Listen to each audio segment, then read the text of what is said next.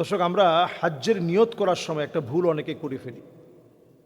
সেটা হচ্ছে, আমরা যখন হাজি ক্যাম্প থেকে দেখবেন মুআল্লিমরা অনেক সময় আপনাদেরকে পড়ায় আল্লাহুম্মা ইন্নী উরিদুল হাজ্জা ওয়াল উমরা ফায়াসসিরহুমা লি। তো সবাই তখন ডাক বেঁধে এটা পড়তে থাকি। অথচ আপনি নিয়তটা করার দ্বারা এবং এটা পড়ার দ্বারা আপনি আপনার হজটাকে কি পরিমাণ, হজ্জে তামাত্তু, হজ্জে কেরান, ইফরাত, এই যে ভাগগুলো আছে, এজন্য আমি বাংলাদেশ থেকে যখন যাই, হজ্জে তামাত্তুর নিয়ত করে যখন আমরা বের হই, তখন প্রথমে শুধু একটা উমরা করার নিয়তে বের হই। খুব খেয়াল করে আমরা শুনি, আমরা একটা উমরা করার নিয়তে বের হই। তার মানে আমরা বলবো আল্লাহুম্মা ইন্নী উরিদুল উমরাহ ফায়াসসিরহা লি।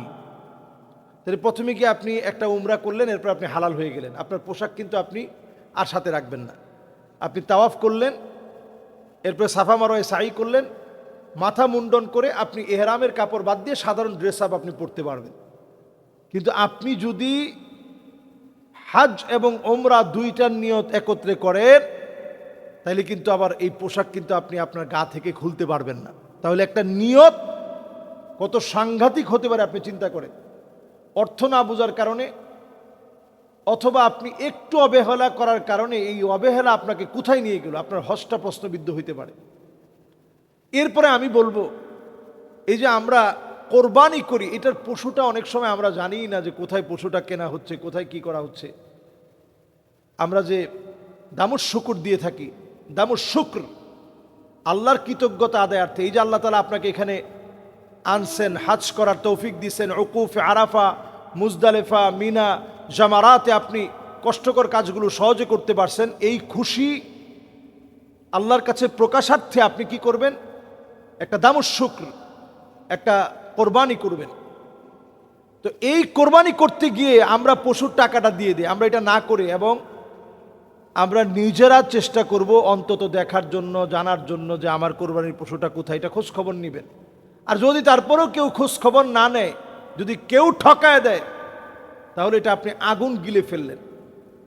এজন্য যারা হাজ্জে যাচ্ছেন, আমরা সুন্দর পরিশুদ্ধ নিয়ত করে, আমরা আল্লাহর ঘরে যারা হাজ্জের নিয়ত করে গিয়েছি, আমরা আলহামদুলিল্লাহ হাজ্জের জন্য আল্লাহর ঘরটাকে আমরা প্রদক্ষিণ করব, তাওয়াফ করব।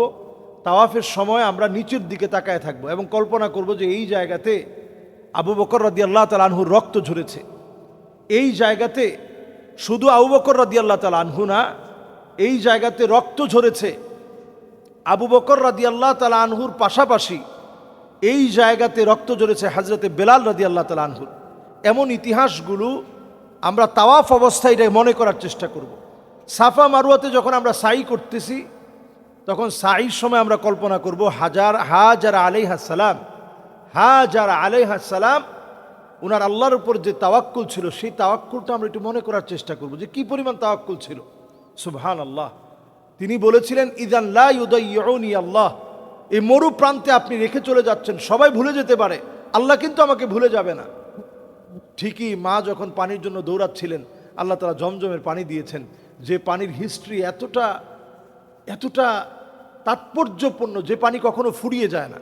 তা আল্লাহ রাব্বুল ইজ্জাতুল জালাল আমাদের প্রত্যেককে, আমাদের হাজকে হাজ্জে মাবরুর হিসাবে কবুল করুক। রাজাআকা ইয়াউমিন ওয়ালাদাতহু উম্মুহু, এমন হাজ আমাদের হাজকে আল্লাহ তাআলা বানায় দিক, যাতে করে আমার হাজ্জের পরে আর কোনো গুনাহ নাই, এমন নিষ্পাপ বেহেশতে যেন আল্লাহ আমাদেরকে বানায় দেয়। আসসালামু আলাইকুম ওয়া রাহমাতুল্লাহি ওয়া বারাকাতুহু।